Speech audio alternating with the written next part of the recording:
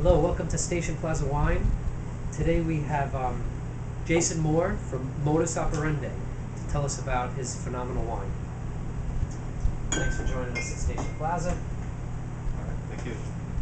So yes, I make about 800 cases of Napa Valley wines. Started the company in 2004 with 200 cases.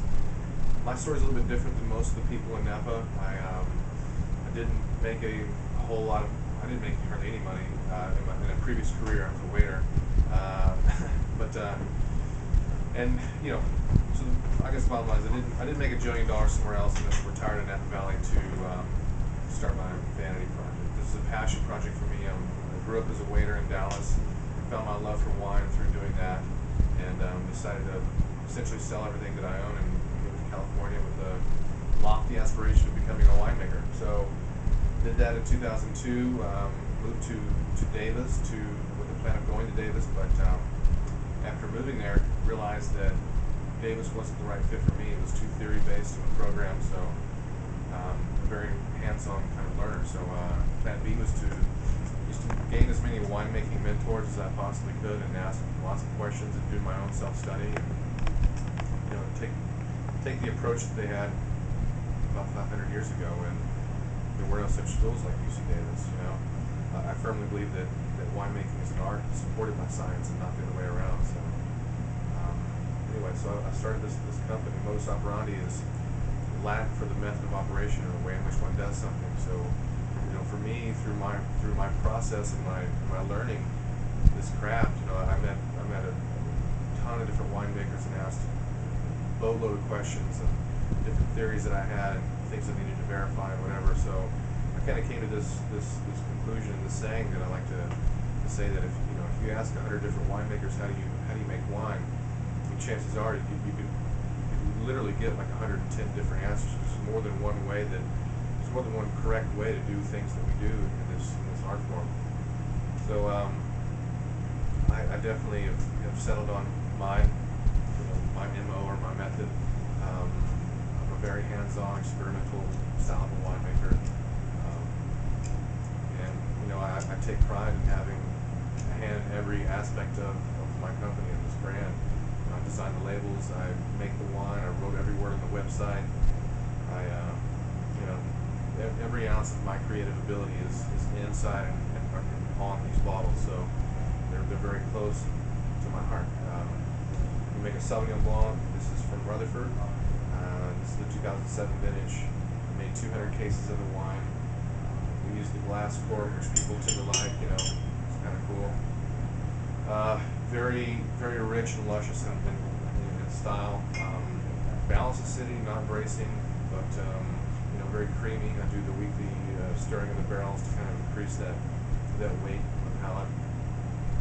The flagship wine is the Modus Operandi Cab. Made about 300 cases of this one, so it's very small, and it's a blend of 85% Cab, mostly from the Coonsville region of Napa. There's some hillside Rutherford Cab in there as well. And we've got some Merlot from Oakville and some Cabernet Franc from St. Helena.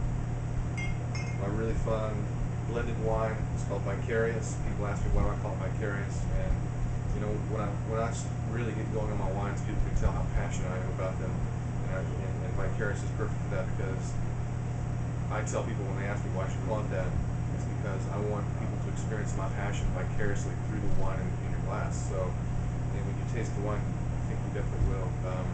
So it's a blend of, for the 2007 vintage, which is this, 56% Cab, and then in descending order, Syrah, Merlot, Cab Franc, and Petit Syrah.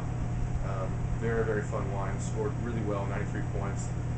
Let's see, we've got the Antithesis, which is my most dear wine to my heart, and my most rare wine. I literally bottled 3 barrels of this wine in 2007. I will not make it 2008 or 2009 because of the way that it's produced. It's not so much what it is as far as the grapes and the varieties.